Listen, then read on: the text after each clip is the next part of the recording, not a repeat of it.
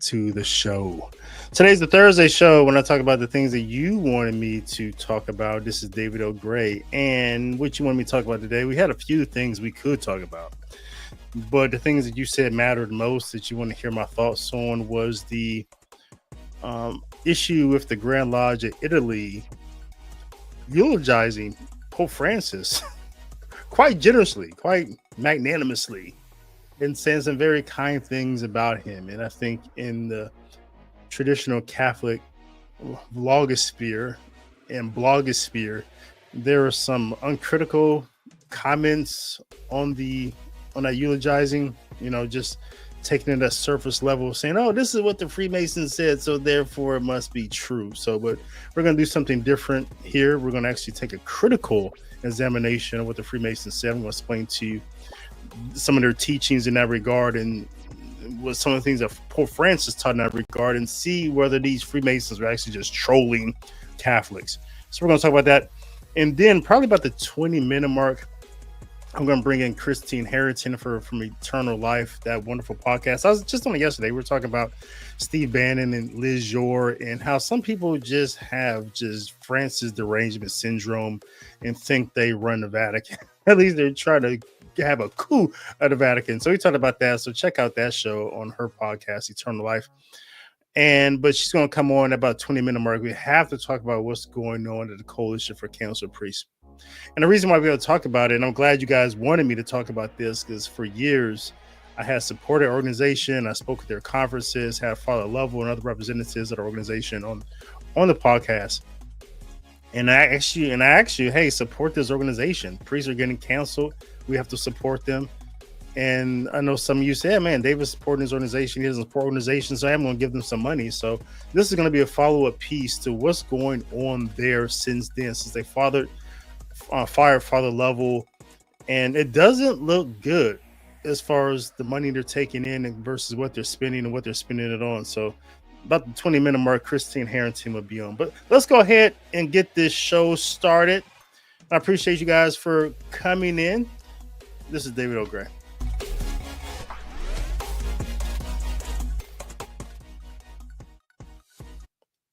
All right, so let's go ahead and roll into the first topic. So our Holy Father, Pope Francis, passed away. He's going to be put in the ground, put in the tomb this Saturday. So we're still praying for his soul. We're praying for the church. And we're praying that the Lord sends a new Holy Father, truly Holy Father. I think that's what we all desire and hope for. So let me show you this right here. So out of the Grand Lodge of Italy,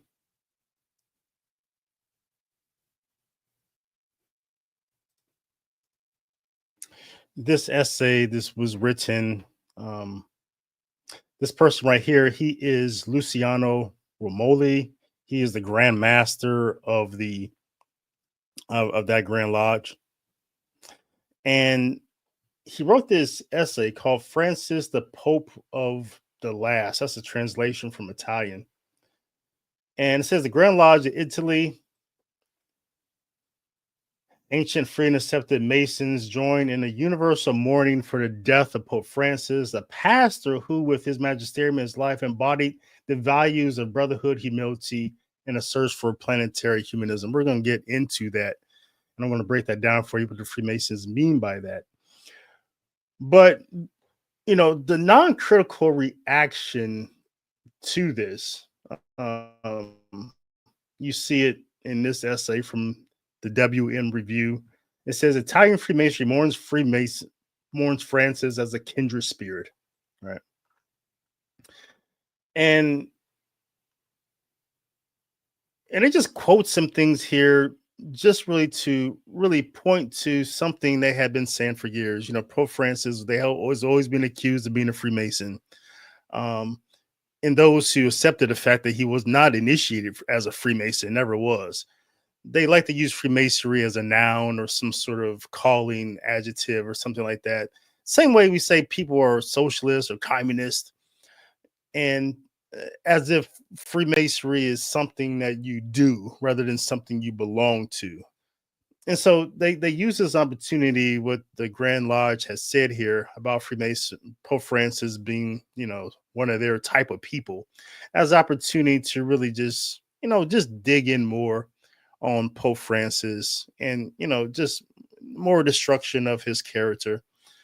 And again, but it was not critical at all. They just took quotes from that essay and, use words like Luciferian and um you know, all these things without again being critical of what the Grand Lodge is saying. So let's go ahead and get into that rather than just reacting emotionally, trying to promote an agenda or some hatred or some negative stuff about a person who's dead who can't defend themselves.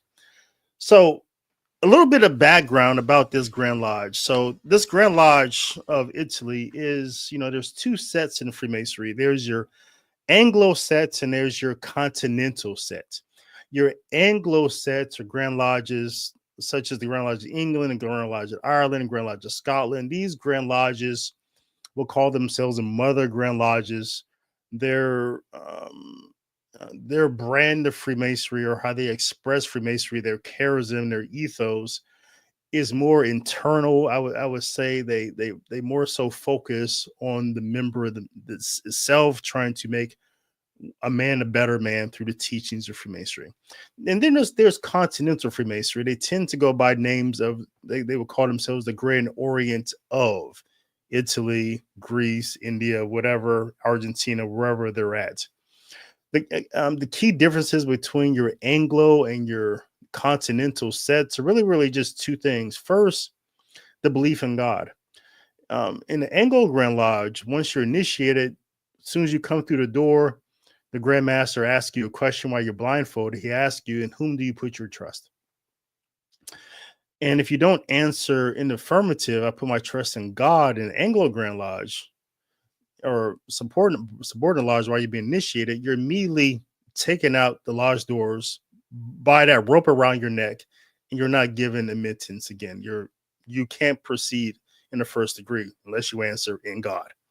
That's different in your Continental Grand Lodges. Once you're asked the question, you can say anything you want to, because in their Grand Lodges, you can be an atheist. The second thing is the culmination degree, which is the third degree, the highest degree in what is properly Freemasonry, not the Masonic orders, but properly Freemasonry. The highest degree is the third degree. And in that degree, the, the essential story, the essential um, moral teaching that's being communicated is through the death of this fictional character called Hiram Abiff. Now, in Anglo Freemasonry, Hiram Abiff is truly dead, and the secrets that he held cannot be discovered. And in your Anglo Grand Lodge, a Freemason is always in search of the truth. He's always traveling to find the truth, those secrets which were lost when Hiram Abiff was killed. Now, in Continental Freemasonry, Hiram Abiff still dies, but but the secrets that he had were discovered. He was buried and the secrets were found with him. And the secrets are basically socialism, how people can work together and not pay them, the communal work aspect. So these are the two essential teachings. So this Grand Lodge, the Grand Lodge of Italy, is that atheistic Grand Lodge whose expression of Freemasonry has always been more outward, sort of like a political body. That's why the Continental Grand Lodges, the Orient Grand Lodges, have always been historically hostile to the Catholic Church and have done some really interactions, just demonic things to Catholics, priests, popes throughout the history. So Lucio Romano, he is the Grand Master there. A little bit about him, his background. So he's quite advanced in degrees of Freemasonry. Born in 61. He became a Freemason in 1992. I think the same year I became a Freemason. So probably around that same time. That's interesting. And so, but he proceeded through the degrees, got a lot of different offices and ranks in Freemasonry. He went into the the Scottish Rite in 2006 and became a 33rd. And he became Grand Master in 2019. So he won 93% of the votes. So, which means he was, largely a consensus pick. So he's writing this. And I was really interested. You look at this thing critically, it's just kind of funny. And I really came to the conclusion that the Freemasons, what they're doing here is really just trolling Catholics. They're just trolling us. And because the Freemasons are quite aware of the accusations that Pope Francis is a Freemason. And I think they get a good laugh, they get a good chuckle out of getting Catholics riled up, because they know that there's a certain segment of Catholics who are just going to be completely uncritical, and they're just going to take what Freemasons say is true, right? And I think that's what it is, because if you look at this, if you know what the teachings of Freemasonry are, you know that the teachings of Pope Francis are, you look at this and you're like, well, that's just not true. That's very sophistic. That's that's very cursory, and it's not really getting down to what is really essentially true in these cases of what they're accusing Pope Francis of agreeing with them on.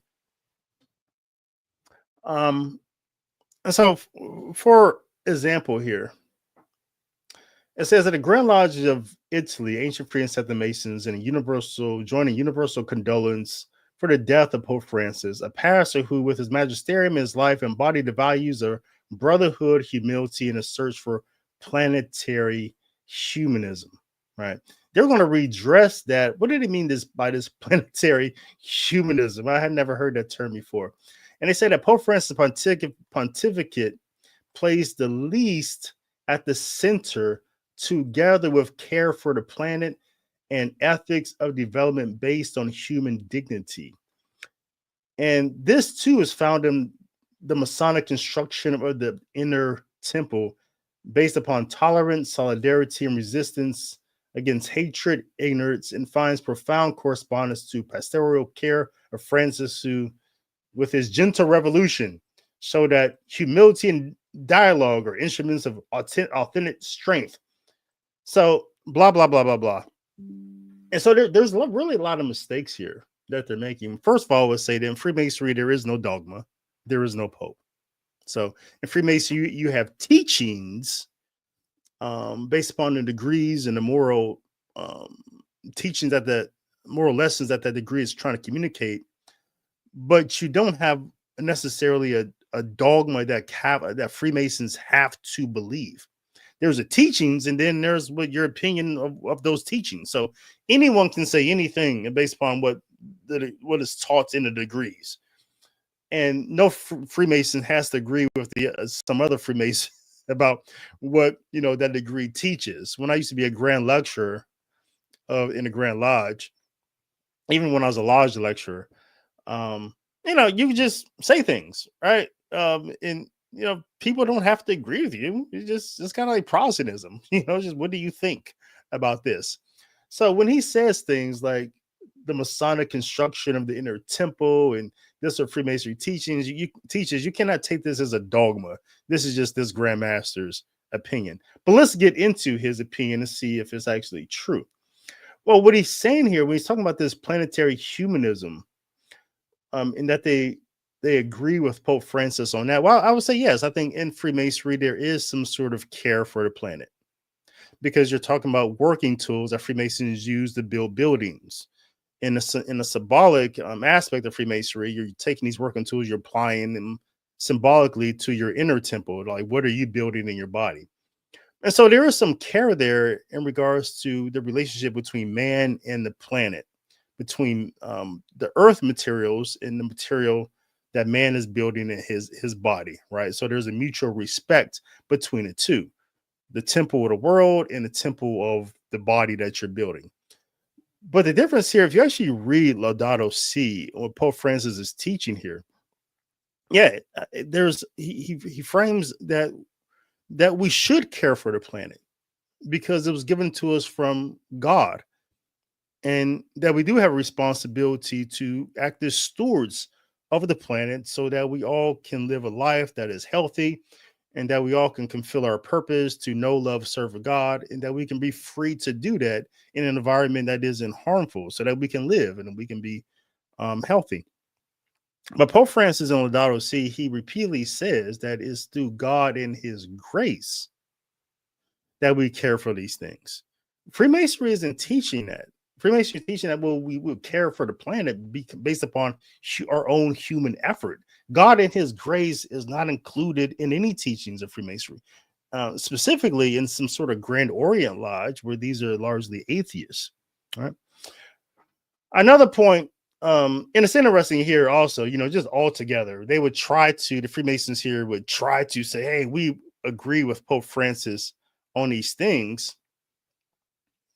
but at the same time, they don't point out errors where they disagree, right? So it's easy to say, oh, we agree here, we agree there, but um it's really disingenuous, because there are a lot of areas where these Freemasons and Francis would disagree, but he doesn't bring that up here. So I'll point out one more, and I'll get to some of your comments and your questions. um yeah, this thing here, Freemasons, let me read this paragraph. It's like, in this moment of mourning, our communion intends to pay homage to the vision of Pope Francis, whose work is characterized by profound resonance with the principles of Freemasonry. The centrality of the person, respected for the dignity of each individual, the construction of a community of solidarity, the pursuit of the common good. I mean, this is just laughable. Freemasons don't believe in a common good. Freemasonry is Gnostic. Gnosticism itself is not for the common good. It's for the elite. It's for the initiated. It's for those who belong to the club and the order. Freemasons have never been about the common good. Rather, throughout history, for the last 17, 16, 17, 17, we're talking about 300 years. For the last 300 years, they've openly discriminated against people who wanted to be initiated, whether because of their gender, whether it's because their social or economic culture that belong to. Throughout history, Freemasons had never even wanted everyone to be Freemason to convert the world into this temple. Rather, they wanted to initiate those who could influence the moral order, so that those on the bottom could still be manipulated into the moral order of Freemasonry. So Freemasonry had always been for the elite, not for everyone. In Freemasonry, there's two types of people. There's initiated and there's the profane. All right. So so the church teaches, what the church teaches in the Catholic Catechism is that the common good is something that all people can pursue and participate in.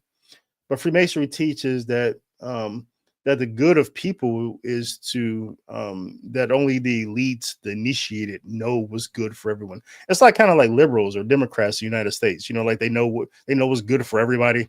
It's kind of like that. So that's really just laughable that he would even use a word that we would agree on. But the definitions that the Freemasons use and the Catholics use are just two completely different things. It's laughable. And he will go on here, the Grandmaster. He will say his encyclical Fratelli Tutti represents a manifesto, freedom, equality, and fraternity. It's a triple value asset of Freemasonry. And that's true. Here in Europe, everywhere you travel, especially in France, that's on every building, every government building, freedom, equality, fraternity. And so yeah, it is something Freemasonry has always tried to uphold. But I'll get into what those things actually mean and how again he's using words here, but the definitions and the meaning of those words are completely different for Freemasons than how Catholics would define those things. And so he would say, overcoming divisions, ideologies, a single way of thinking to recognize the richness of differences and build humanity united in diversity. This is what Francis ardently wanted. The same design pursues the Grand Lodge of Italy, right? And he would also go on in this paragraph talking about how Francis is open to dialogue. He'll point to St. Anselm here and his definition of faith. It says a faith capable of questioning and welcoming doubt and dialogue.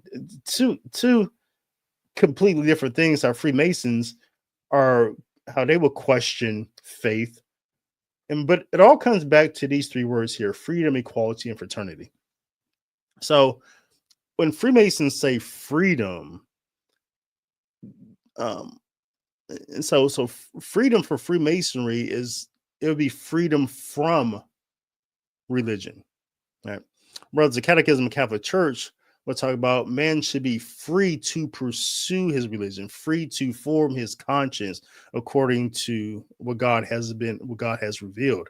But for Masons, freedom only means freedom from religion, so that man can follow the dictates of his own heart to pursue his own life, liberty, and happiness according to his own dictates, not from the commands from God or not from the beatitudes of Jesus Christ. So that's a lie.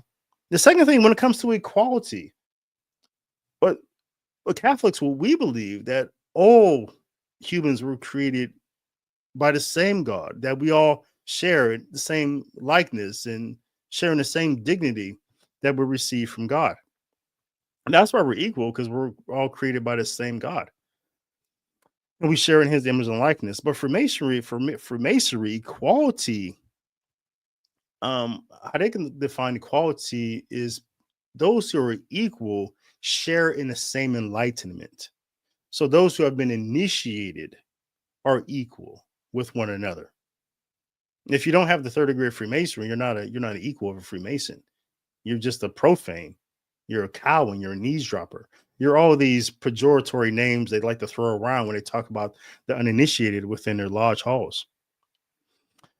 Um,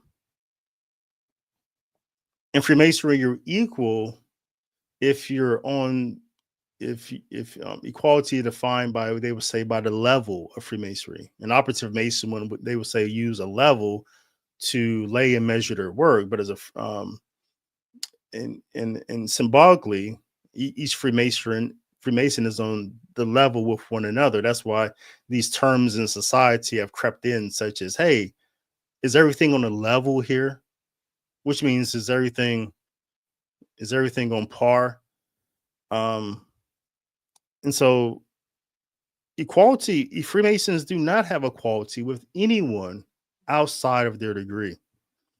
And the last piece, fraternity, that they're saying, oh, we agree with Pope Francis on fraternity as well.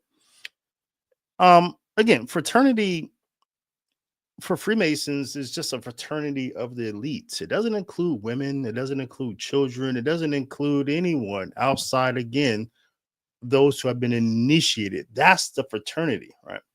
Whereas for Catholics, we recognize the fraternity, we've recognized a true universal brotherhood that includes all of God's creatures. So, yeah, this isn't, the Grand Master here isn't being serious. He's trolling Catholics. He's trolling them. Um, and it's a shame that people really just sat up and fell for that trap, because it's not real. He said up here, he posted his essay saying that you're trying to eulogize Pope Francis by at the same time lying about him. So he's really essentially doing the same things that other people are doing, lying about Francis, saying that the latest rumors that Pope Francis didn't receive last rites or that he denied the sacraments while he was sick. Catholics are doing the same thing Freemasons are doing. These Freemasons here, they got a Grand Lodge in Italy, they're lying about Francis, lying about his character, saying that he agrees with the teachings of this Grand Lodge in Italy. Or on the other hand, you have Catholics lying about the man's character. So I would say everyone just stop. Everyone just stop. And stop pretending that these Freemasons were telling the truth. All right, I'm going to get to your comments real quick, and then we're going to slide into what's going on at Church Militant.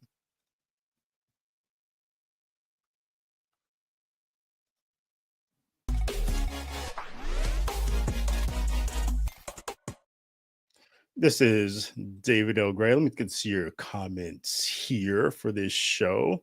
Looks like we got the usual suspects here. My favorite people, some of my favorite people in the world. Got Brianna, my love, my sister. Got Diana here, back for the Thursday show. Weird as this is weird. It is weird to anyone else that liberals and Freemasons are mourning Pope Francis. Are the Freemasons trying to change their stripes with this statement? No, I just think they're just trolling. I really do. Kind of like the same thing James Martin does. James Martin posts the Jesuit. He'll post something on Twitter. And as soon as he posted on X or Twitter, everyone's up in arms. I can't believe James Martin said this. And I really think he's laughing, just like this Grand Master here is laughing, getting Catholics riled up. Yeah, definitely. Just trolling. It cannot be taken serious. Dan says Biden on his last day was given some gift from the Freemasons. Took a picture with. Yeah, he was. I did a video about this. Yeah, Biden. He was on the day before he left office. He was initiated, made a Freemason on site. So, yeah, good for him. Bad for his judgment day. All right. Let me keep the show going. I'm about to bring in Christine Harrington. We got something serious to discuss about what's going on at the Coalition for Council Priests. And it's not really good news. So stay tuned. This is David O'Gray.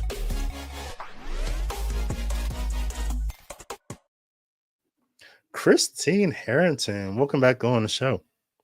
Thank you. I appreciate it, David. Long time no see. Yeah, right. Yeah, that's so funny. That's what I was just thinking. Like, man, I haven't really seen Christine in so long. Yeah, it's just last night, almost 24 hours ago. So yeah. So, what was some of the feedback of the show from the other day when we talked about Steve Bannon and Liz Jor? Have people been upset, or have they been happy that you exposed all that? Well, I lost about 20 subscribers, so. We need to get those back. If you're watching this show and you're not a subscriber, Christy, make sure you go to her YouTube channel and subscribe. Let's get those. People don't like the truth. People just want to be comfortable. I think that's what it is. Well, I think so too. And this Pope Francis derangement syndrome, they just don't want to admit that that's what it is, and that's what they have. And so many of them have.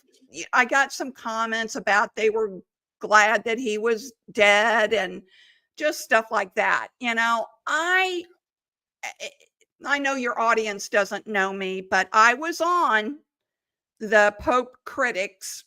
I was on that side for a long time until God yanked me by the hair of my head and said, hi, Brianna, and said that that Jesus has not left the Roman Catholic Church. He did not leave Rome and move in with Vigano. And then I stepped back, David, and I started looking at my role in all of this. And then I realized how wrong I was. Does that mean that I can defend Pope Francis about everything? No, not at all. I mean, there were still a lot of things I didn't agree with him on, but we don't need to be constantly criticizing and bashing the Pope. And not only that, David, but my gosh, on his deathbed. On his deathbed. Like, and then after he dies, they're still after him. Yeah. I mean, let it go. So I want to bring you on today because you had done a lot of work on this subject itself, in particular the work you did with Church Militant when that whole thing fell apart some years ago.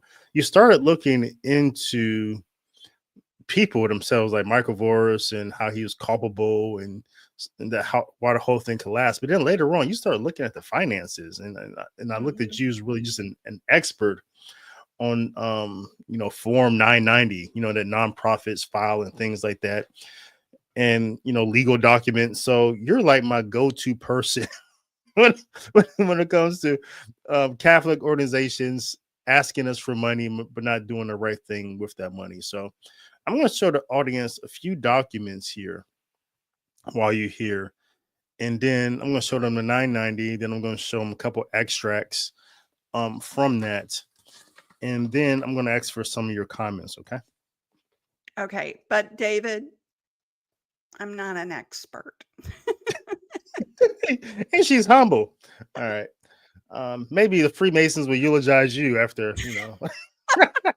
I hope not.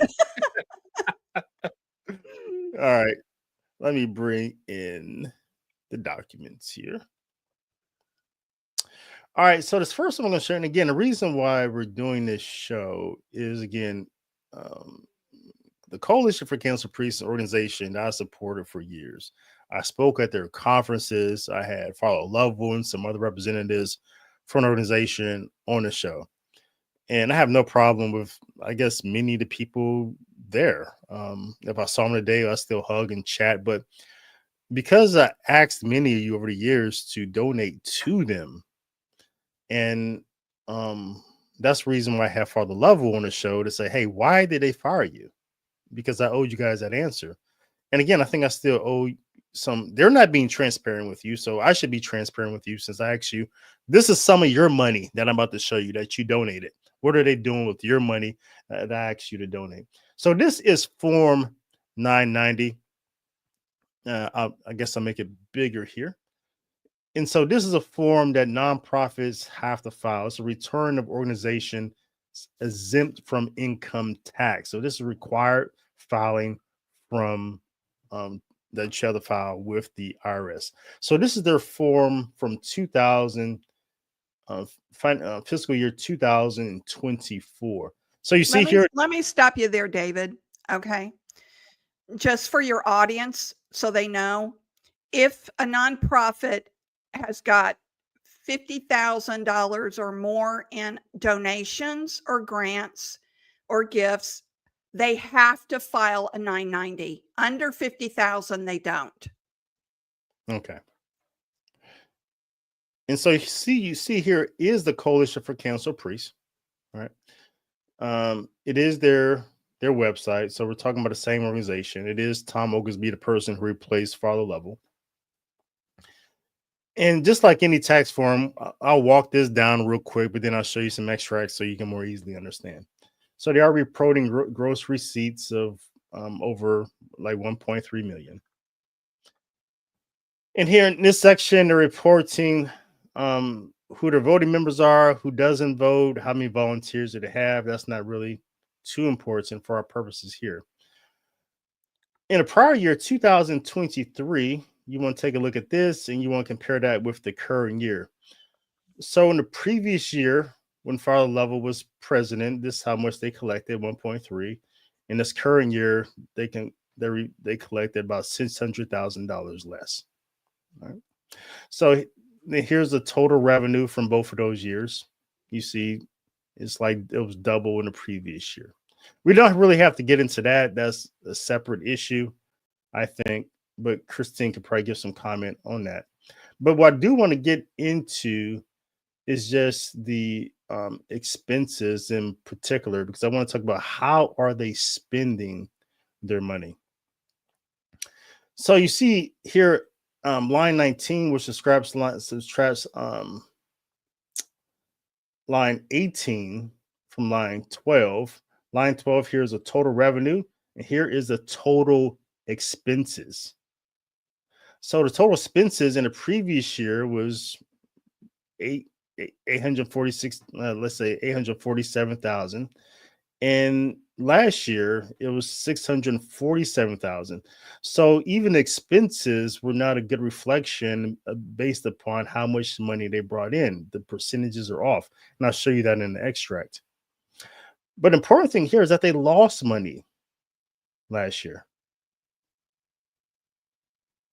But still, they're sitting on in their bank account, still sitting on over $1.5 million. That's just in their bank account.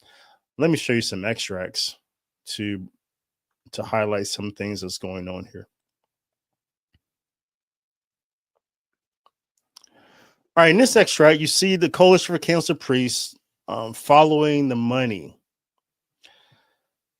So the 2024 financial report analysis says that the revenue was 605,000. Their expenses were more than that, at 41,000. So they spent more than they brought in for that year. for that year. Their president's salary was 16.5% of the expenses, $100,000. I would just add a note here that Father Lovell, when he was president, um, and the president now is a layperson, not a priest. The layperson is making double what Father Lovell made, yet bringing in less money, yet spending more.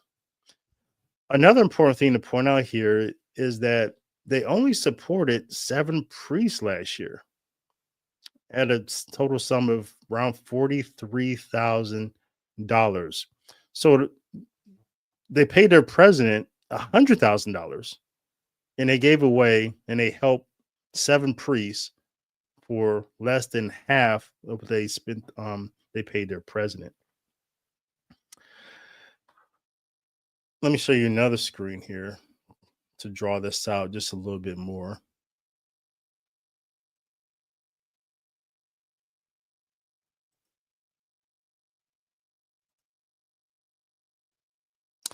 All right, so some of the key facts again, that the revenue was they lost money. President Tom Oglesby compensation is 16.5% of total expenses. They only spent 6.8% on of total expenses to help priests. So again, they're paying their president 16.5%, and they spent last year 6.6% to help people. So the president's salary is more than double of what was distributed to all 7 priests combined. The fundraising event lost $108,000. So that's pretty amazing, because you're supposed to, at a fundraising event, you're supposed to supposed to make money. I don't know how that happened. So mission efficiency. The program services claimed 69.6% of expenses. Actual direct support to council priests, 6.6% of expenses. Administrative executive compensation consumes a significant portion of funds. They're operating at a deficit despite holding $1.5 million in assets. So the organization spends more on its president than on its core mission of supporting council priests. Less than 7% of expenses go to direct support of priests, while the president receives 6.5% of the budget. And here's some highlights on past years. In past years, 2021, things were different. They spent 25% of their income on the priests. 2022, 18%, 2023, 21%. Yet after they fired Father Lovell, they went all the way down to 6%. They may say that, Christine, one reason that this happened, they may say that because they reformulated their mission, rather than actually taking care of priests and putting them in houses and buying them cars, or helping them fix their car, really than being like a social service agency and taking care of priests. Now they may want to say that, well, their mission is just to help priests get back into their ministry. What's your thoughts? Well, before I start in on my thoughts of Coalition of Canceled Priests, let me talk about nonprofits in general. Okay. So there's a huge, huge problem, everyone, with nonprofits. The 990 in itself is very ambiguous. There's a lot of text that says other, and yet in the other, it shows on one other for Coalition of Canceled Priests, it shows $27,041. It doesn't specify what those others are. There's a lot of that 990 where there's no explanation for what those line items mean and what that money being spent is used on. None. So a nonprofit and Coalition of Canceled Priests is a 501c3, and then there's a 501c4. The 501c4 is more about a political PAC. That would be a 501c4. You can't bring in politics for a 501c3. Mm-hmm. So the primary goal of the founder of the president of the board is fundraising. Okay. That's his primary duty. So Right. if he brought in less than what he's making as a president, then you need a new president. Okay. Yeah. I have personally. That's grounds for a lot of people to get fired for less, right? I mean, Oh, absolutely. Absolutely. In my business, I've worked for nonprofits. One nonprofit had asked me to volunteer instead of paying me to do my work. They wanted me to volunteer. Before I would answer, I went on their 990 to check out what the salaries were. So the president was making almost 200,000. Then they had another person on the board that was making over 120,000. And their fundraising was pitiful. And it's like, no, I'm not volunteering. If you want me to do my work, then you'll cut it out of your salary. yeah. Yeah. So nonprofit is just a fancy way of starting a business and not be able to have to pay corporate tax and business tax and things like that. So that's why it's so popular. A lot of the nonprofits that I have looked at since my days at Church Militant, that was an education, fundamentally are just ran willy-nilly, and cancellation or the Coalition of Canceled Priests seems to be the same thing.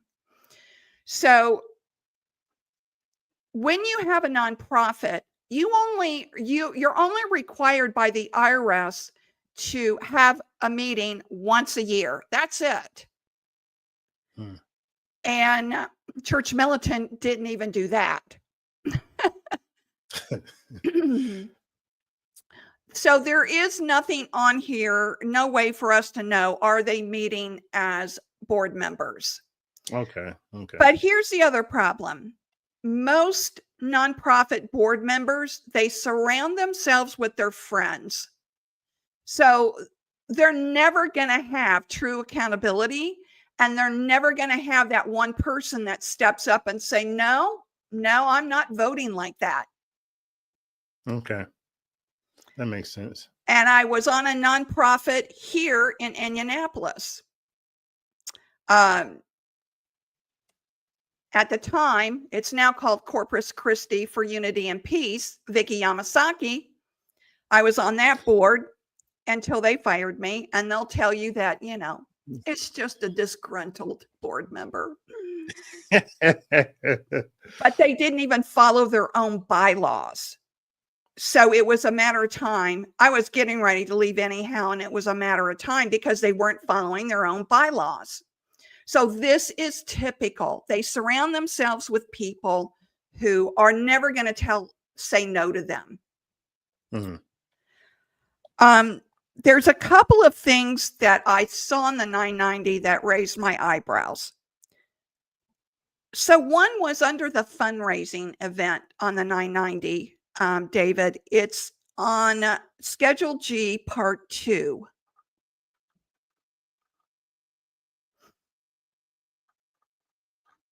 It's all the way down. Okay.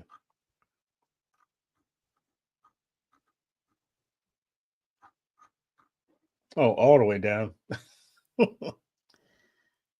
Okay, there's Schedule D. Schedule O, you went past it. Yeah.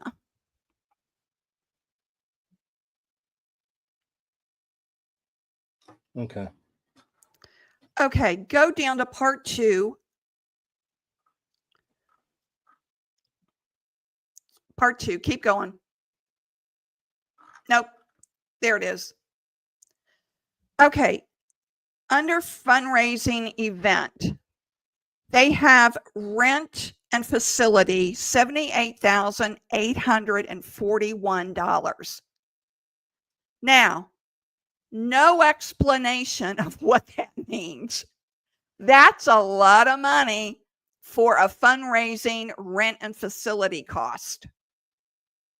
Yeah. And as you can see under item one, their gross receipts were only $42,848.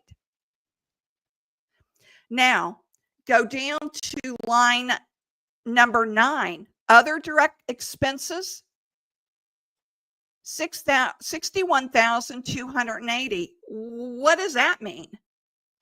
Wouldn't that be like paying people who came to speak? You don't know. You don't know. Yeah. Yeah, you don't know. I mean, that's a good guess, but do you really know that? So this is why this 990 is so problematic, because you really don't know what donor money is being spent on. No idea. And so that's where they lost $108,000 on a fundraiser. Not very good at fundraising. That's embarrassing. I mean, somebody should definitely be like fired over that. I mean, I don't advocate for people losing their job, but this is bad. Yeah, I mean, the guy's getting paid $100,000 a year, and they ended up with a bigger loss than what his annual salary is. Wow. So that's one of the things that kind of jumped out at me as, there's something wrong there. And but when you look at the $42,747 that was given as aid to, that's how they coined it, as priest in need of aid. There was only 7. That's less. That's around 6,000 per priest. What can you do with $6,000 for your food, your car, your car insurance, your whatever? Yeah, And are they living in $500 a month? Pardon me? If they're doing it monthly, that's like 500. They're sending them $500 a month. Yeah. Yeah. And didn't they buy a house that these priests can live in? Yeah, I don't know if that ever fully develops. Yeah. Okay. I know they were looking to do that. This was back when it first began, but I mean, yeah, I know the initial property in your state, Indiana. I know they were looking at one, but yeah, I think they moved off of that. I don't know what happened after that. yeah. I quit following them a while back. But this is just another nonprofit that isn't real clear about how they're spending donor money. And keep in mind, everyone, that the president's main job is to fundraise, and to only be able to fundraise, what was it? 42,000 in fundraising. Yeah. That's pitiful. In a year?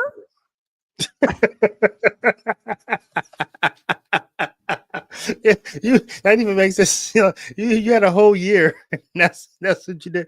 Yeah, and it's really weird because they pushed out. I thought it was a coup. I don't know if you remember when this whole thing happened, but it sounded like a coup when Father Lovell came on, because they pushed him out. Father Altman and Father Altman then installed all his people, and it just hasn't really worked out. But why, Christine? How come organizations like this feel as if though they can operate without showing transparency? So, because they can, David. That's why. Because they can. I don't care if they call themselves Catholics or not. There's lots of nonprofit Catholic organizations that are doing the very same thing. I mean, it doesn't matter if they're Catholic or Christian or secular. There are such loose guidelines around nonprofits that these people just take donor money and do with it what they want. I mean, your viewers who have donated to them, doesn't it make you sick to know that the money that you gave, thinking it was going to priests to help these priests, Come to Yeah. find out that it's mostly going to the salary of the president of the board and to this fundraiser that just, was a disaster, a complete failure. Yeah.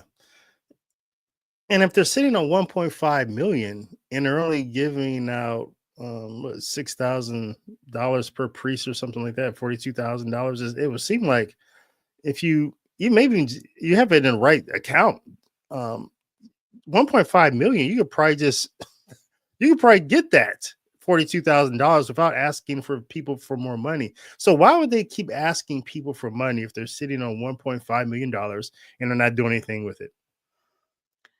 Greed, because they can. And here's another thing. Is it Tom? I've got to look. The Yeah, president. Oglesby. Yeah. Yeah. He claims on the 990 that he puts in 50 hours of work a week. Not raising $42,000 in a year. No, you're not. Exactly. So it seems like they're treating this more as some kind of an endowment fund, Okay. than a real nonprofit. Because they did get investment income. And I should have written that down, but they did get investment income. And Dinah says, I want my money back. well, their investment income was only $13,797. So their investment income was 17,000. 13,000, about 13,000. $14,000 was all they had for investment income. Yeah, I don't understand that either. I mean, that's not. So they're Doesn't sitting sound on like all it. of this money for what reason? Because they anticipate that Pope Francis was going to cancel more priests. I don't know.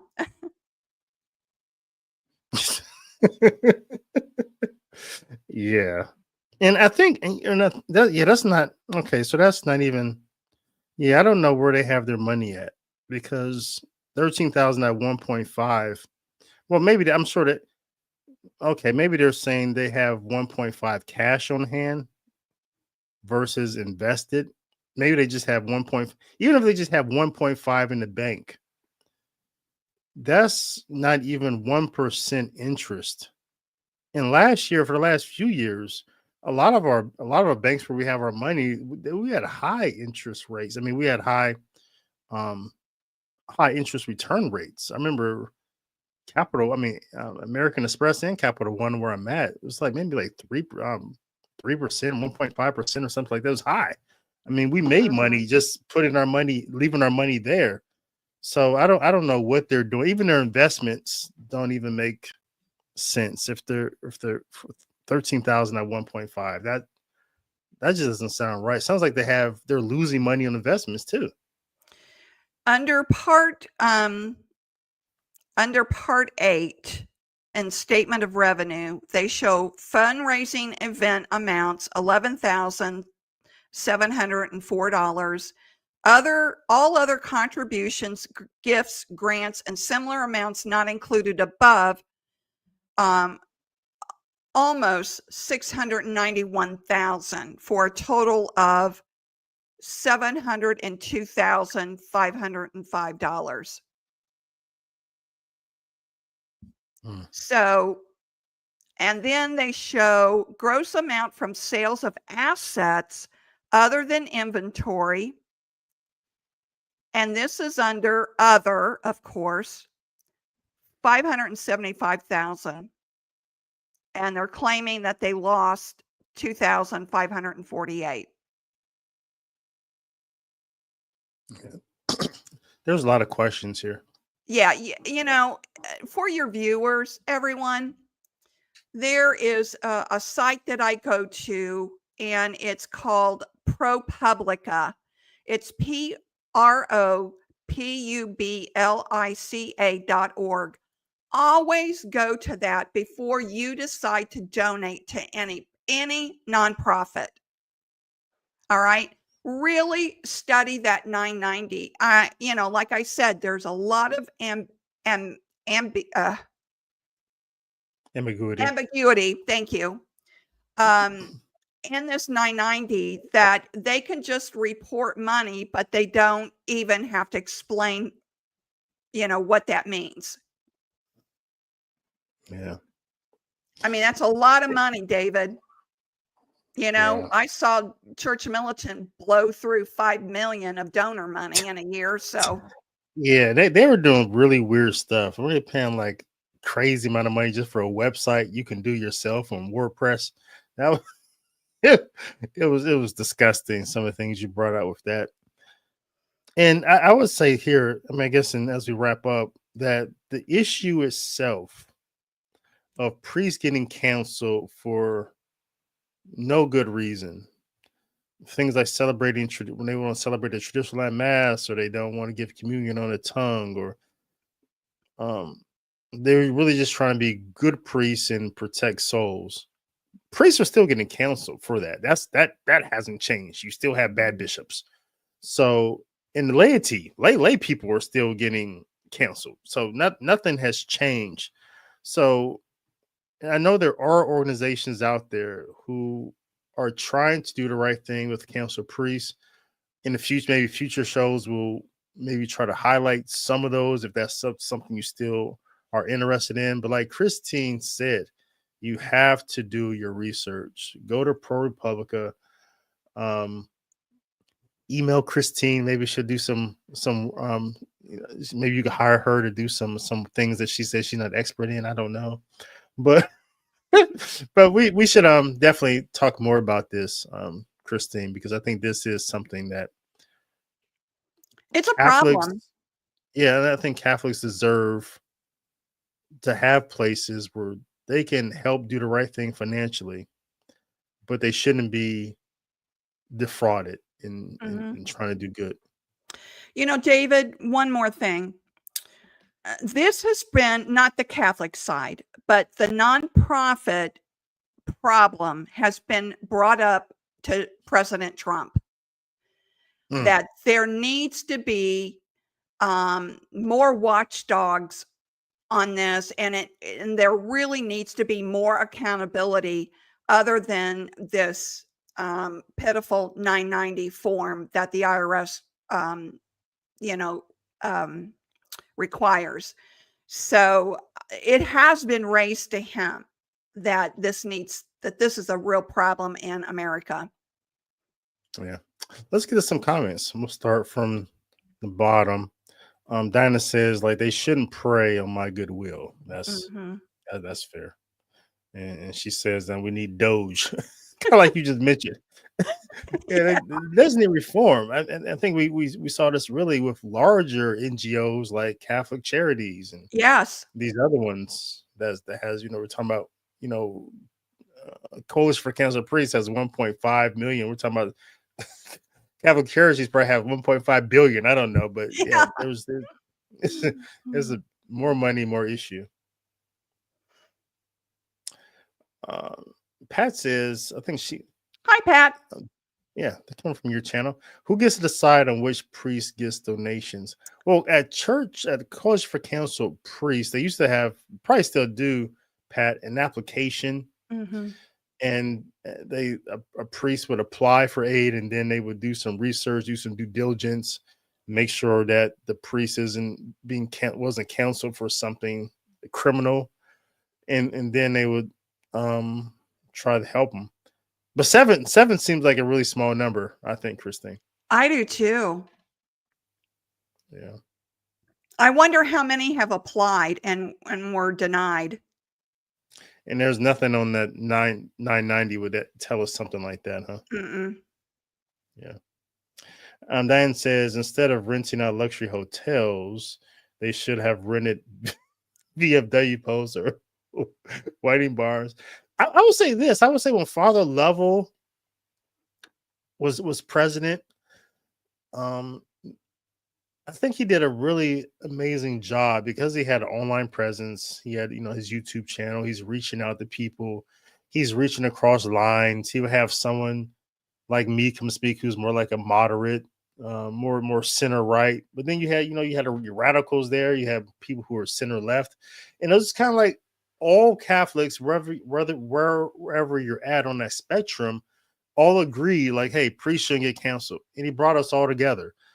And I think he built a coalition for council priests, and I think because of that outreach, I think we did have some expensive hotels, and but I think the fundraising was enough to compensate for that. But now it seems like they're renting out these luxury hotels, and there's really no outreach, or there's really no broad support. So I think that matters, and that's the job, I think, of the president, right, Christine, to build these coalitions and Mhm. build these networks, right? Well, what I would rather see than another nonprofit pop up is I wish the bishops would reconsider how a priest is treated when they're suspended, Yeah. because you all probably know this, but if they get suspended, then they have nothing. They have no place to live. They own their car. They get to keep their car. Father Rothrock, who was in my area, he lived on his boat up north because he had no money to pay for housing until his suspension was up, and he was suspended for 4 months and then reassigned to Marion, Indiana. And Hmm. I just don't understand why that's charitable to kick the priest to the curb and not Yeah. try to help them in the meantime. So that's what I'd rather see happen Yeah, and is the that bishop. and that applies to Catholic teaching as well. When people have a right to work, and if you're going to fire someone, you have to, you just there should be some sort of safety net there for them. And I think Pat brings this up. I guess it's in that line. She says, well, Pat says, don't want to seem insensitive about council priests, but they need to find work just like everyone else. Like St. Paul says, you don't work, you don't eat. And I would say this, Pat, that yeah, I agree with you. But I would say this as well, that these priests went to seminary, they spent their life in service to the church, and their skill set that they have is is not a broad skill set. They can preach, they can teach. So going to a school, going to a university, so they have to like kind of rework, maybe go back to school, get another degree. I don't think go to McDonald's, wait tables. I don't understand. It's You see what I'm saying, Christine? It's their skill set Yeah. isn't that broad, right?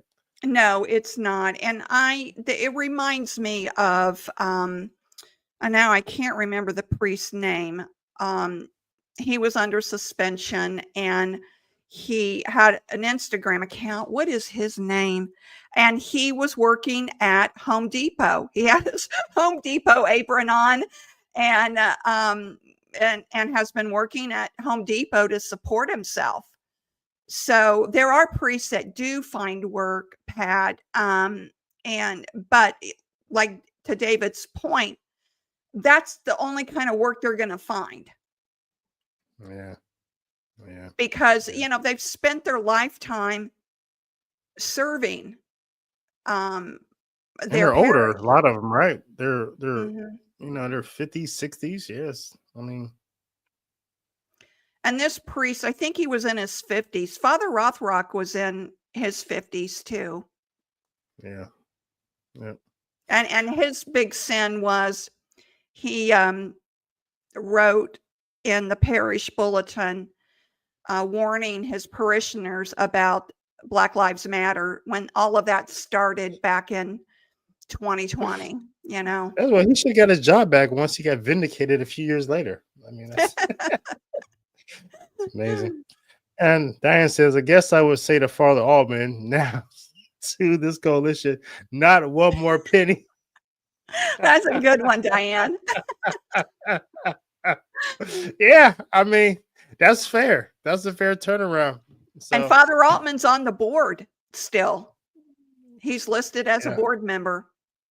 yeah, yeah. And I think he's listed just as a board member, but he's moving a lot of He's the man behind the machine. So we could blame Tom, but I think there's one person who put Tom there, and that was Father Altman.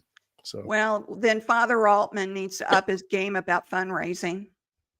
yeah. All right, Christine. Thanks for coming on. Appreciate you. I appreciate it too, David. And listen, I know you won't get upset with me by correcting you. It's eternal life plan. Plan, and I said eternal life. Do you know what I wanted to say?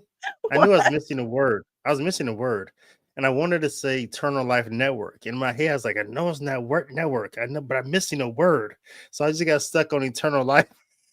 I get a lot of direct messages on Facebook. People think I'm an insurance company. Eternal life plan would be a great name for an insurance company. All right. Yeah. Christine Harrington from Eternal Life Plan. Thanks so much. And thank you all for tuning in. I'll be back Monday and I'll see you then. But until then, till next time, blessings and shalom to you and to yours.